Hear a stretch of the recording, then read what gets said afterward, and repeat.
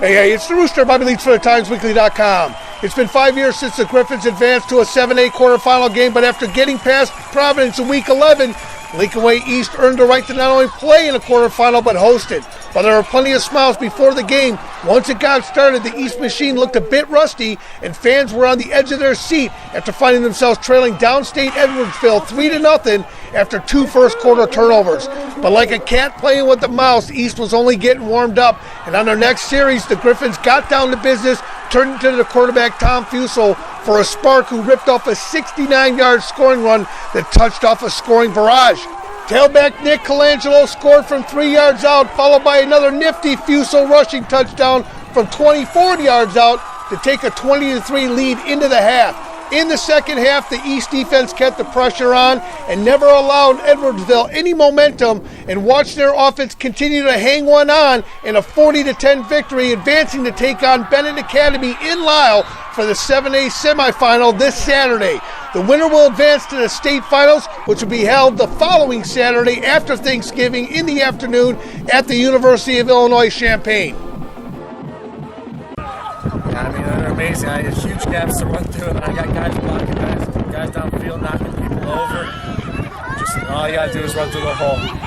It's awesome. To be able to advance to the semifinals is pretty amazing. But talk about a little bit about the fact that this is your last home game. There's got to be a lot of emotions going through your head. Well, I mean, this is the way we wanted it to end. We wanted to come out here, we wanted to strike fast, and we wanted to do it strong the whole game. And I mean, I love these guys. I love playing here. I'm gonna miss it, but that's definitely the way we wanted it to end. Tom, you look back a little bit at this one, and late in the first quarter, you had the fumble, and set up their field goal.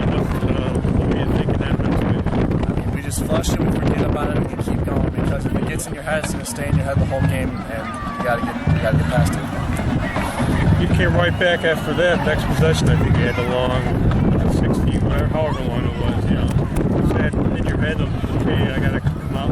Yeah, I mean, we gotta come out. We gotta make up for it, and that's what we did. We got a huge hole, some great blocks by offensive line and our receivers, and all I had to do is I don't think I got touched. I just ran right into the end zone. Yeah, came out of the gates, and we knew they beat Sluggin, and they did a great job early. We just had to stay persistent, turn the ball over a few times. We don't want to do that, but defense hung in there. I thought, even though they took the 3-0 lead, we forced them the field goal instead of a touchdown on the short field. It was big for momentum.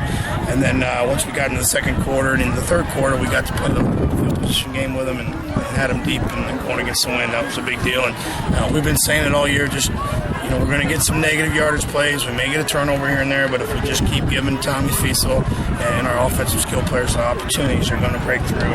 And we started to see that. And special effort tonight on defense against a heck of a team. I was just going to ask you about that, Rob, if you could talk about your front a little bit. Yeah, you know what, we had an awfully good defensive front last year, a bunch of Division I kids. So these kids came in D-line this year, a little bit unheralded, but whether it's been our seniors, Kurt Ulbrich, Mike Stakowicz, Adam Hould, or the juniors stepping up, Tyrone Suggs, Scotty Kressel, Cody Hoffman, Sean Stewart, and getting coached by Coach Brian Newcomb and our ex-All-Stater here, DJ Pergol. I really think the last 2 weeks that front, along with those linebackers, has made a difference, and our secondary's played well tonight as well. Have you played season over the last time this year?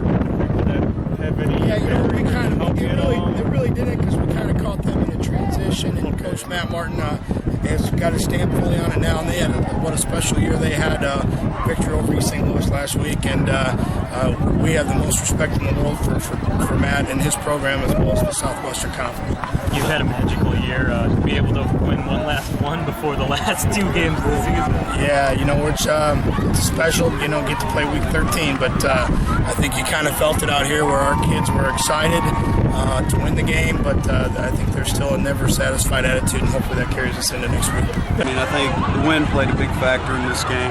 First quarter, we, with the wind to our back, we could keep it close and play the field position game, and then second quarter, you saw it change, as the wind changed in their favor, and then they made the decision I thought they would.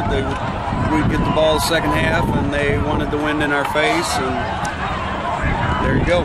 Quarterback's tough to get. He's a pretty good player.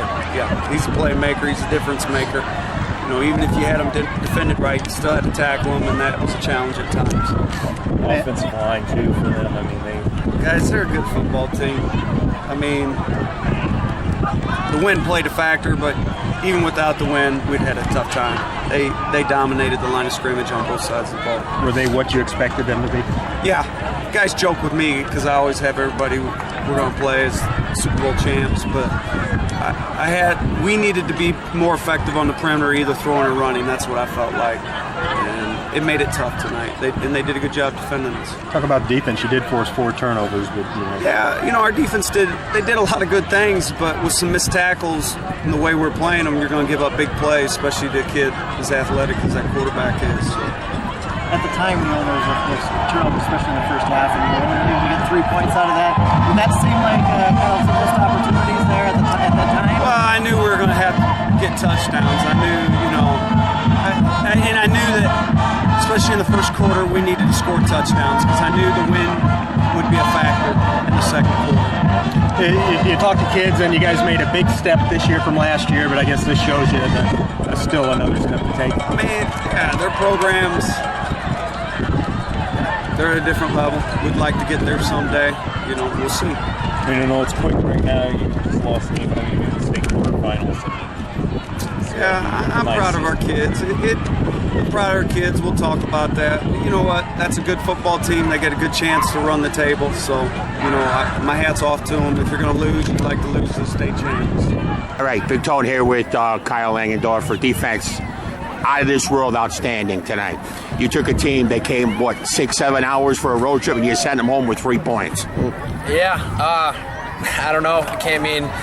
This game was won in the trenches again. Our D-line had a great game last week with those big boys from Pravi, but and bigger game this week. They had a little smaller of an offensive line, but those guys got the job done, and I don't know, everybody's flying the ball, hair on fire, and we're making plays, so you can't argue with that. 3 points, you can't really say much about that. You and O'Grady, Briggs, Urlacher, a little comparison? Yeah? I'm way too small to be even compared to any of those guys. You hit just as hard as that guy, man. Don't take anything away from you. But we just try to fly around and make plays. Mitch Murphy and Sleeman are doing a crazy job in the linebacker core too, and Jared Lekas in our corners. So you going to Benedictine College to play Bennett next week? How you feel about that? I guess they have the 3 jacks on the offense. I think they call them jack of all trades. Yeah, I don't know. We'll see. Monday obviously big work day, and we'll get our scouting reports done and see what we got. I'll tell you, they haven't faced a guy like you yet. So all right.